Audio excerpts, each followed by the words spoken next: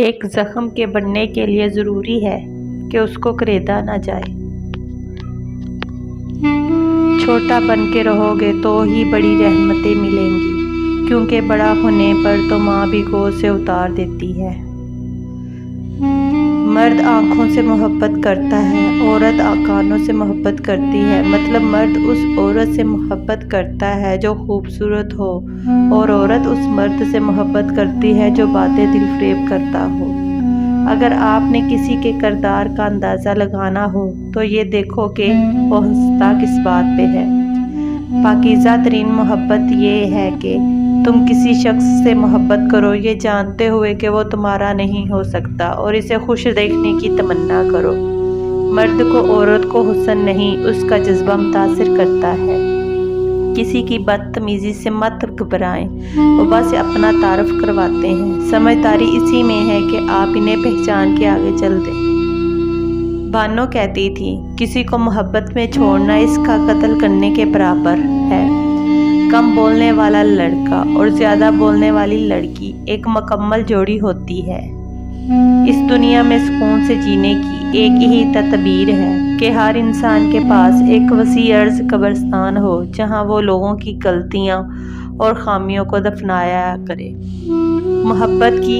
مرد کی محبت عورت کو کبھی مکمل سایہ نہیں دیتی، اس کے رویوں کے دھوپ کہیں نہ کہیں سے عورت پر پڑتی ہی رہتی ہے۔ تمام رشتوں میں سب سے کمزور رشتہ تمہارے جسم اور تمہاری روح کا ہے، نہ جانے کس وقت اور کہاں ٹوٹ جائے۔ اگر کوئی عورت خود تمہاری طرف رجوع کرتی ہے تو پھر تم پر فرض ہے کہ اس کی خاطر مر جاؤ، کیونکہ کوئی عورت تب تک کسی مرد میں دلچسپی نہیں لیتی جب تک وہ مرد اس کی نظروں میں دنیا کے تمام مردوں سے عظیم نہ ہو۔ مرد کی خوبصورتی اس کی شکل میں نہیں، اس کے الفاظ میں ہوتی ہے۔ اگر اس کے الفاظ بدصورت ہو جائیں تو اچھا خاصا دیکھنے والا مرد بھی مکروہ لگنے لگتا ہے۔ جب تک انسان دوسرے کی جگہ پہ کھڑا نہ ہو تب تک اسے پوری بات سمجھ نہیں آتی۔